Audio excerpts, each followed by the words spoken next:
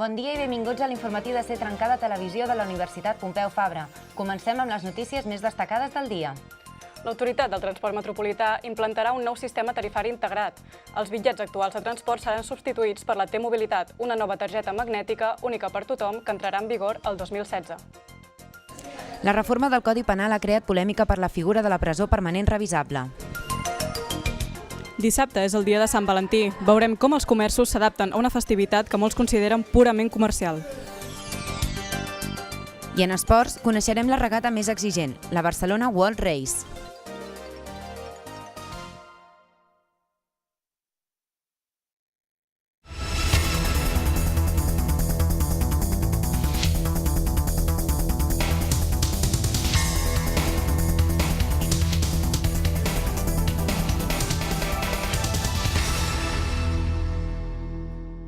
El 2016 s'implantarà el nou sistema tarifari de transport públic proposat per ATM. La implantació de la T-Mobilitat ha obert un debat sobre la privatització del transport públic. Aquest nou projecte s'ha adjudicat a un grup d'empreses privades sota el nom de Soc Mobilitat, entre les que destaca CaixaBank. A finals de l'any que ve, aquesta escena canviarà. Tots els tiquets actuals se substituiran per la T-Mobilitat, una targeta amb un xip que permetrà l'ús sense contacte. La intenció és que els usuaris tinguin una sola targeta per tots els modes de transport públic i que el preu s'adapti a la mobilitat real de cada ciutadà. Però la implantació d'aquest sistema suposa una privatització del sector públic. ATM va fer un concurs que va guanyar el grup empresarial encapçalat per CaixaBank. Així doncs, més d'un 90% de la financiació seria privada. Aquesta privatització del transport públic ha despertat moltes queixes entre els ciutadans i diferents associacions com Stop Pujades, la promoció pel transport públic i diferents associacions de veïns s'estan queixant. Estem molt preocupats per a qui s'ha adjudicat la gestió de la T-Mobilitat a una empresa privada que, com heu dit, que darrere hi ha CaixaBank, i és una caixa que està molt implicada en sufragar el deute que té Transport Metropolitans de Barcelona. Una cosa que nosaltres demanem, que ens queixem, és que es baixin les tarifes. Si els beneficis són embutxacats, són portats a les arques de la banca un cop més, doncs això no revertirà en millores com la millor tarificació, que és el que demanem des de Stop Pujades de fa un any. Es pretén que el 2018 la T-Mobilitat serveixi per viatjar per tota Catalunya, un sistema semblant al d'altres països europeus. I ara connectem amb Carolina Añaños, la nostra enviada especial a Minsk, on s'ha celebrat la segona cimera per solucionar el conflicte entre Rússia i Ucraïna, la qual ha comportat un acord entre els diversos països que hi participen. Bon dia, Carolina.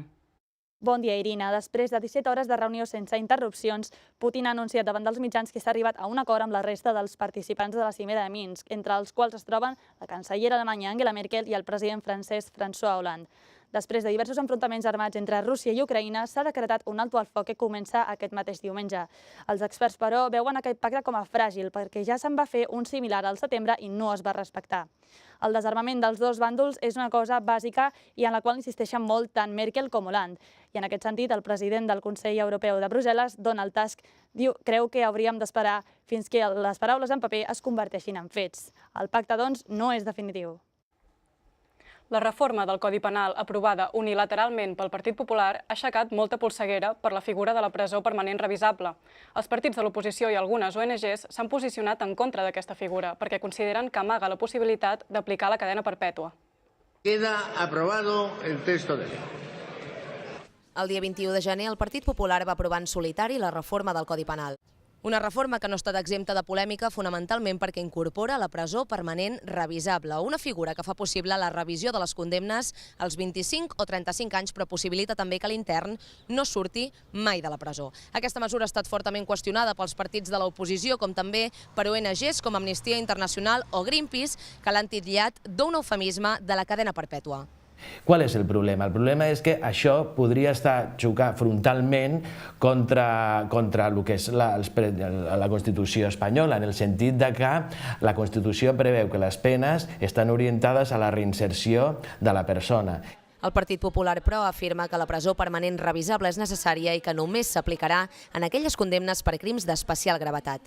Nace sobre todo para perseguir aquellas conductas que son realmente extraordinarias, pero que son realmente reprobables. No puede ser, ni mucho menos proporcional, que si una persona comete un asesinato, cumpla la misma pena que si esa misma persona u otra, lógicamente, comete 10, 15 o 20 asesinatos. D'altra banda, els principals partits de l'oposició creuen que les revisions de les condemnes després de 25 o 35 anys d'internament, així com la possibilitat de no sortir mai del centre penitenciari, és una violació dels drets humans. Suposa un tracte absolutament inhumà contra les persones, hagin fet el que hagin fet. De moment, el secretari general del PSOE ja ha anunciat que la seva formació portarà a la presó permanent revisable al Tribunal Constitucional. Un cop retorni del Senat, la integritat de la reforma serà previsiblement aprovada pel Partit Popular. El proper dijous, els estudiants de les universitats catalanes han convocat una vaga per protestar per la instauració dels graus de 3 anys i els màsters de 2. A una setmana de la convocatòria, els sindicats d'estudiants ja s'estan preparant. Tenim a la Maria Dolors Cuenca a la plaça de la Facultat de Comunicació de la Universitat Pompeu Fabra, on avui es farà l'assemblea oberta per animar tots els alumnes a donar suport al 26F. Bon dia, doncs sí, d'aquí una hora comença aquesta assemblea oberta organitzada per estudiants Decidim, que el principal punt del dia que tractarà avui és la vaga convocada pel proper dijous 26 de febrer. Una vaga que és la resposta de la comunitat educativa i del sindicat d'estudiants a la reforma de la llei universitària proposada pel ministre Wert. Recordem que el que implanta aquesta nova llei és un grau de 3 anys, però que s'hauria de complementar amb màsters de 2 anys. El que critiquen és que això podria encarir el cost dels graus, però també podria provocar retallades pel que fa al professorat.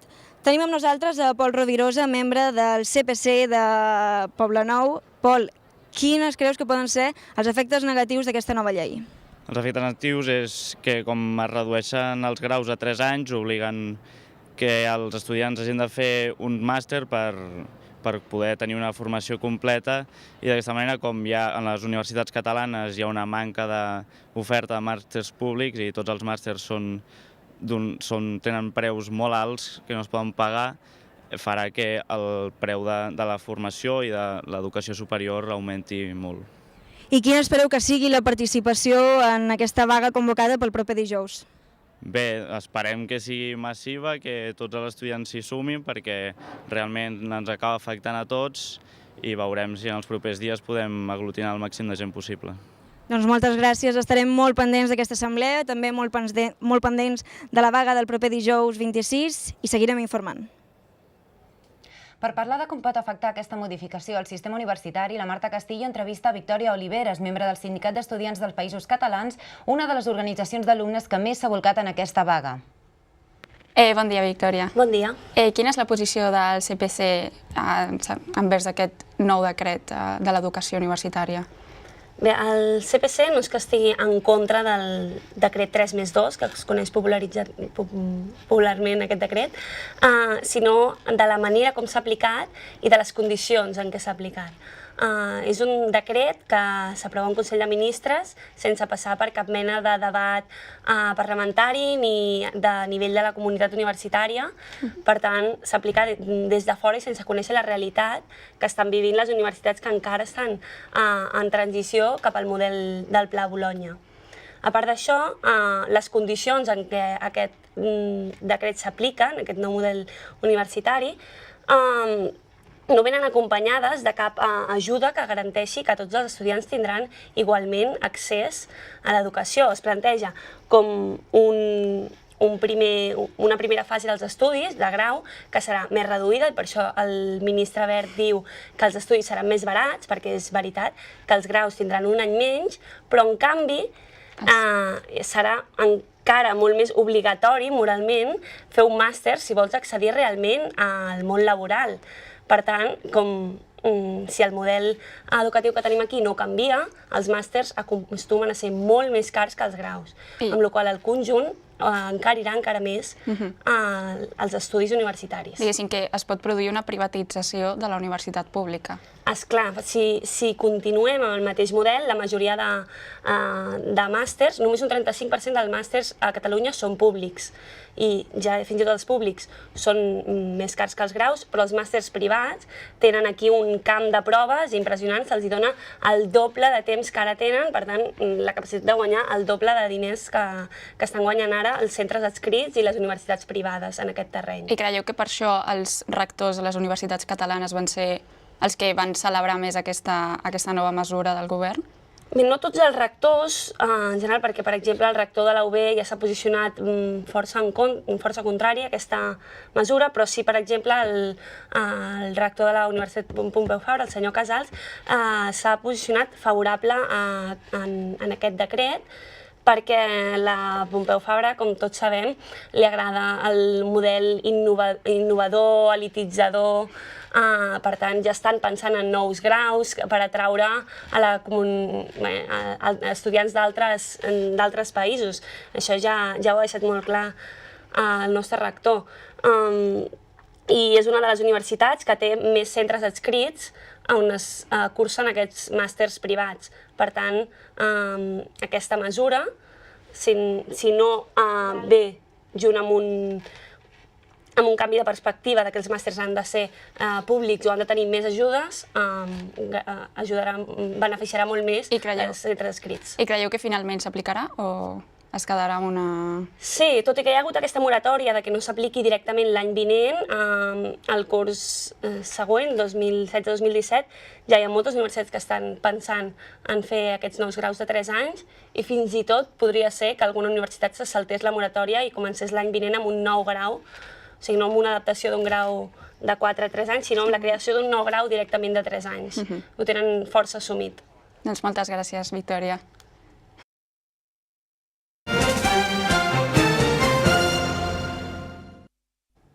Passem a parlar d'economia. Avui comença Grow Up Spain, una trobada entre emprenedors i inversors que vol ajudar les empreses tecnològiques a aconseguir finançament i reconeixement internacional. Entre avui i demà celebra Grow Up Spain, una trobada entre startups tecnològiques i inversors estrangers organitzada per Barcelona Activa. L'organisme aposta amb força per aquest sector. Com a Barcelona Activa no deixarem l'emprenedoria de base, pensem que és un servei públic que hem de donar, però efectivament el sector mobile, donat que tenim el Congrés i la capital del mòbil, tot el que és digital, és un dels sectors estratègics sobre el qual treballem. Els emprenedors del sector digital poden llogar espais dins de 2 dels edificis de Barcelona Activa, a més d'accedir a altres serveis. Una sèrie de recursos que són necessaris i que no ens hem hagut de preocupar per buscar-ho. Després ens han ajudat també amb temes de finançament, no que ens hagin donat finançament, però sí que ens han ajudat a buscar-lo. I això normalment té una sèrie de tràmits burocràtics que ja es coneixen molt bé i que també t'ajuden a posar en marxa. Des de fa més de 20 anys, Barcelona Activa ofereix diversos recursos per a emprenedors. Tot i que des del sector de tecnologia celebren les mesures preses durant aquests anys, des d'altres sectors, com per exemple el petit comerç, denuncien que aquestes ajudes no arriben de la mateixa manera a tothom. La dificultat a l'hora d'accedir a cursos de formació, el poc contacte amb inversors o la falta d'informació són algunes de les queixes més freqüents. Igual que yo, habrá mucha gente que no tiene ni idea de este organismo. Entonces, pues creo que tanto INEM como Hacienda, como estos departamentos que saben que estás arrancando un negocio, lo primero que tendrían que hacer es eso, informar. Tot i que més de 15.000 persones van acudir a Barcelona Activa l'últim any per muntar un negoci, només 3.000 van acabar-ho fent. Precisament, molts dels emprenedors que acudeixen als serveis de Barcelona Activa són autònoms, un dels col·lectius treballadors que més ha patit la crisi econòmica d'aquests darrers anys. Per aprofundir en la seva situació, el nostre comentarista d'Economia, Roger Quartielles, ens porta un recull de xifres que ho expliquen. Doncs el cert és que la situació econòmica segueix sense afavorir l'augment d'autònoms a Espanya. Així ho demostren les xifres, que des del 2007 fins al 2012 no han parat de disminuir. I tot i que en aquests 2 últims anys sembla que han augmentat una mica, encara segueixen sent molt inferiors a les d'abans de la crisi, quan hi havia 2.300.000 autònoms. De fet, es calcula que el 76% de les empreses a Espanya només sobreviuen els primers anys. I és que en un inici el govern espanyol demana pocs impostos que després incrementa, però no ho fa en funció de la productivitat de cada negoci, cosa que fa que molts d'ells facin fallida. Per això, les empreses d'entre 0 a 3 anys només representen el 33% del total, però en canvi, si ens fixem en les empreses de 3 a 5 anys, veiem com no arriben ni a un 10%. Centrant-nos en Catalunya, l'any passat es van registrar 314.000 autònoms, situant aquesta comunitat autònoma com el segon territori d'Espanya amb més treballadors d'aquest tipus, per davant d'Andalusia i per darrere de Madrid. I bé, quin és el perfil d'autònoms a casa nostra? Doncs la majoria es dedica al sector serveis. Un altre àmbit destacat és el de la construcció, amb un 11,7%. I per últim trobem el de l'agricultura i la indústria. I pel que fa a edats, la majoria es situa entre els 40 i els 54 anys. Els emprenedors menors de 39 representen el 29%. I per últim, els de majors de 54 no arriben ni a un 25%. I pel que fa a autònoms juvenils, Catalunya baixa forces posicions. I és que si a nivell d'autònoms en general es situava en la segona comunitat autònoma amb més treballadors d'aquest tipus, en nombre d'autònoms joves es situa en 11a posició, per darrere de comunitats autònomes com Ceuta i les Illes Balears. I això es deu a que a Catalunya és més fàcil treballar per compte d'algú altre i per això els joves opten primer per aquesta via abans d'embarcar-se en una arriscada aventura empresarial.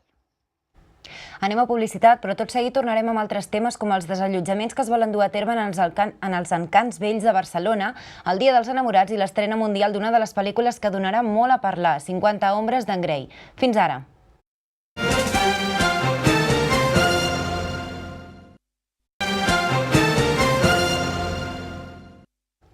I seguim amb l'informatiu. Una cinquantena d'immigrants en situació irregular viuen assentats als encants vells, ja en desús, a la plaça de les Glòries. L'Ajuntament de Barcelona vol desallotjar l'espai per construir-hi una plaça verda, tot i que les persones que hi resideixen asseguren que seguiran vivint en la marginalitat. On fa un any es podien comprar objectes de segona mà, ara hi habiten una cinquantena d'immigrants subsaharians i magrebins. L'Ajuntament preveu desallotjar l'assentament il·legal que s'ha format als encants vells, el darrer que queda, al barri del Poble Nou. Tots ells sobreviuen de la compravenda de ferralla, l'única alternativa laboral que troben al no tenir permís de residència. Y que nosotros hemos escogido la marginalidad, hemos escogido vivir entre escombros, eso lo hemos escogido. El Ayuntamiento no puede hablar así. El Ayuntamiento que diga la verdad. Aquests terrenys, de propietat municipal, s'inclouen dins del pla de remodelació de la plaça de les Glòries. L'Ajuntament vol que aquest espai sigui una nova plaça verda. Els immigrants que malviuen de la ferralla demanen solucions i l'administració catalana s'escuda en la llei d'estrangeria, que és competència de l'estat espanyol. És el govern espanyol el que dona el permís de residència i els permisos de treball vinculats al permís de residència. Per tant, clar, és el govern espanyol, és que l'Ajuntament aquí no té capacitat de maniobra, més que intentar donar atenció social i el pressionar el govern espanyol perquè canviï. Les associacions que integren l'Assemblea Solidària contra els Desallotjaments critiquen la falta de voluntat política de l'Ajuntament, que tot i haver proposat mesures no s'ajusten a les necessitats reals d'aquest col·lectiu i estan dirigides a una minoria. Reclamen pisos socials i un espai on poder treballar dignament de la ferralla fins que no es resolgui el problema de fons. I aquest dissabte es celebra Sant Valentí, el Dia dels Enamorats. 7 anys després de l'inici de la crisi, aquesta festivitat s'ha vist afectada a nivell econòmic i a nivell cultural, perquè la gent ho considera una celebració comercial i aliena a la nostra cultura. A 2 dies del 14 de febrer, cors i roses no omplen els carrers com altres anys. La crisi econòmica ha fet que el que van ser una data clau per a molts comerços hagi perdut importància i s'hagin disminuït les vendes. Jo crec que amb la crisi les ventes hauran baixat una mica respecte a l'any passat. La gent ja no regala tant per Sant Valentí. A més, aquí a Barcelona es prioritza Sant Jordi. A part dels problemes dels comerços, aquest any la gent ha hagut d'escollir en què gastar-se els diners. Sant Valentí, Carnaval i l'estrena de 50 ombres de Grey coincidiran el mateix cap de setmana. A més, alguns creuen que és una festa estrangera i són reticents a celebrar-la. La majoria de crítiques que rep Sant Valentí és per ser considerat un producte comercial nord-americà, però hem de recordar que aquesta tradició va sorgir a Europa com una festivitat cultural.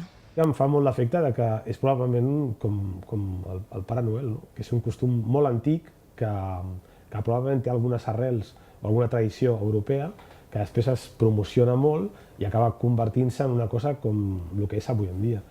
Però encara que és una tradició europea, no tot el públic sent Sant Valentí com a propi i molts es decanten per celebrar l'amor en dies més propers a la seva identitat cultural.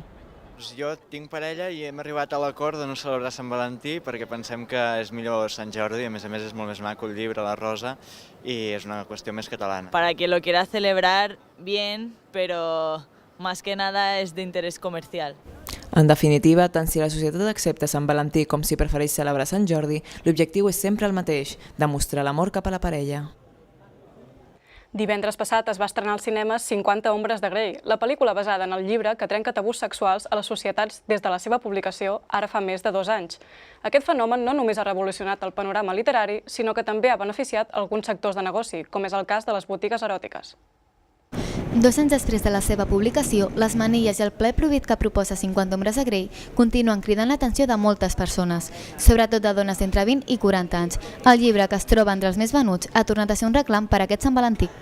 Realment el boom va començar fa uns 2 anys, realment va ser gràcies al boca a boca d'aquest tipus de narrativa.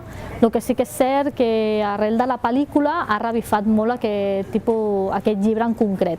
50 ombres de Grey ha recaptat més de 200 milions d'euros als cinemes d'arreu del món. La majoria d'entrades anticipades es van esgotar abans de la seva estrena el passat divendres. 50 ombres de Grey no només ha estat un lèxic literari, sinó també una de les pel·lícules més esperades d'aquest 2015. Aquest fenomen ha trencat les barreres de la ficció i ha afectat de forma directa la concepció que moltes persones tenen del sexe. Les botigues eròtiques també s'han beneficiat de la febre de Grey. Les dones són les màximes compradores d'aquest tipus de productes. El que sí que m'he fixat és que dones que potser no havien entrat mai a la botiga, és el que més m'ha sobtat, que no havien entrat mai a la botiga ni a comprar un simple lubricant i ara venen a buscar aquest tipus de producte. El fenomen ha provocat la desinhibició de moltes persones i els majoristes han aprofitat per crear packs de productes eròtics relacionats amb 50 ombres de Grey. Fa 25 anys, Pixar va capgirar el món de l'animació gràcies a les noves tecnologies que van permetre fer més fàcil la feina dels dibuixants. Aquests dies a Barcelona es pot visitar una exhibició sobre el procés de treball que permet fusionar tant el dibuix com les tècniques digitals d'aquesta companyia. El CaixaFòrum de Barcelona ofereix una exposició sobre Pixar, el reconegut estudi d'animació que va revolucionar el cinema de dibuixos animats amb l'ús de la tecnologia als anys 90. A la mostra s'hi pot veure tota la feina artística que es fa als estudis prèviament al procés de digitalització de les seves famoses pel·lícules d'animació. L'exposició està complementada per un cicle de conferències d'experts de l'animació. Aquesta tarda, Jaume Duran, professor de cinema de la Universitat de Barcelona, impartirà la primera, sobre els efectes de la tecnologia en el món del cinema d'animació. Els resultats que Pixar ha aconseguit amb la seva fusió entre tecnologia i art semblen haver convençut a tot el seu públic. Quina és la teva pel·lícula preferida de Pixar? La pel·lícula Up, la del senyor gran. I creus que l'ordinador ajuda a fer millors pel·lícules de cinema d'animació? Sí, la veritat és que sí. Per què? Home, perquè realment a nivell d'efectes i de colors i de més, doncs jo de veure cine com el veia abans a com el veig ara, la veritat és que sí, ajuda moltíssim. Nemo. Pues yo creo que sí, por los colores, el movimiento y todo. Toy Story 3 és de les que m'ha agradat més, de les que he vist últimament, sí. La definició, la qualitat de moviment, poder reconèixer un personatge o un altre només pel moviment. El seu procés creatiu mostra els efectes de la tecnologia aplicada al cinema. I ara continuem amb la informació esportiva.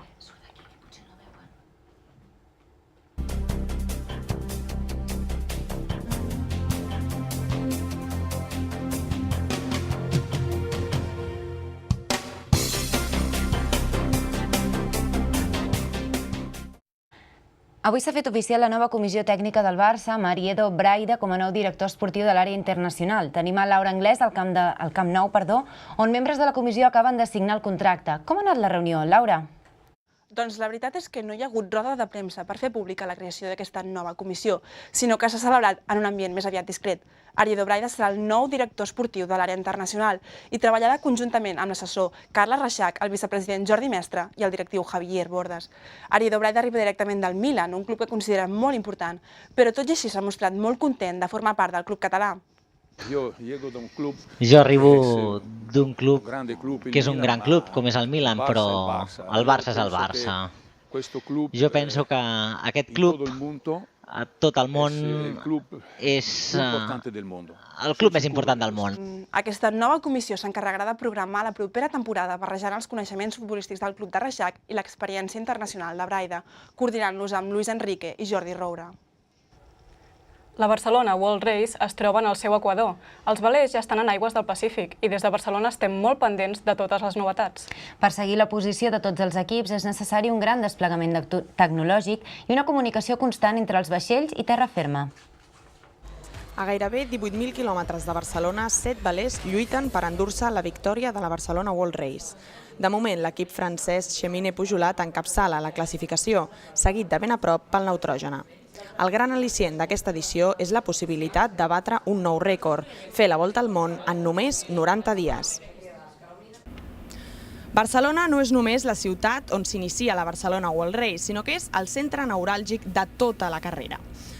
Es fa un seguiment exhaustiu des d'aquí de tot l'esdeveniment esportiu, un esdeveniment esportiu que va començar ara fa 44 dies. Serà aquí, al Port de Barcelona, on finalitzi també aquesta cursa. L'única incògnita és saber qui serà el guanyador. El Centre d'Interpretació de la Barcelona World Race permet veure com és la vida a bord.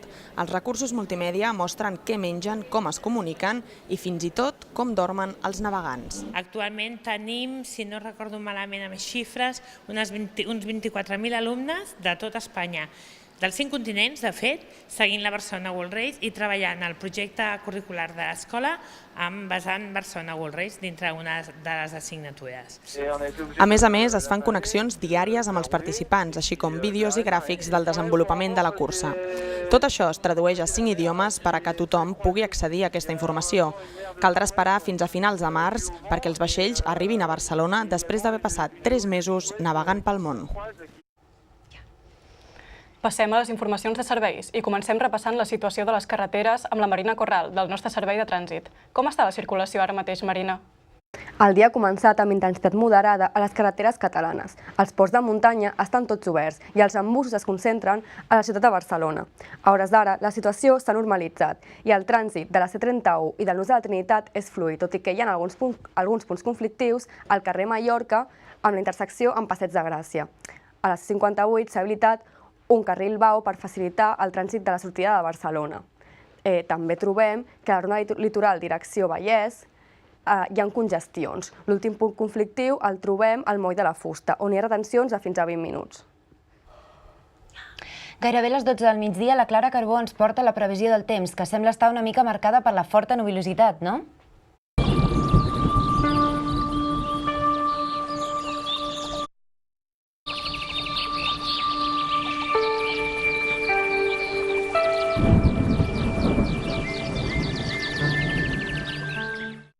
Ens hem despertat amb el cel força ennuvolat i amb precipitacions tant a la zona del litoral com al prelitoral.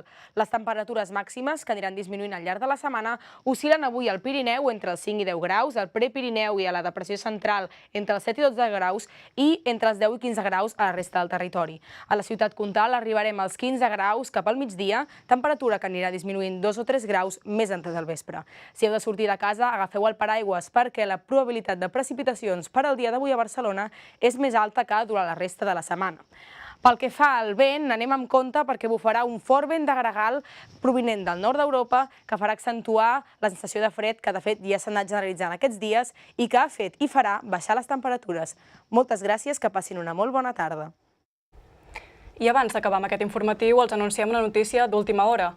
El govern de la Generalitat acaba d'anunciar ara mateix que vol crear un Banc Central Català abans de les eleccions del 27 de setembre. Aquest Banc Central Català es crearia en el marc de les infraestructures d'estat que Artur Mas té previst crear en els pròxims 6 mesos. Duran i Lleida ja ha dit que li sembla una idea molt arriscada. I això és tot per avui. Aquí ens acomiadem d'aquest informatiu. Moltes gràcies per la seva atenció i fins la propera.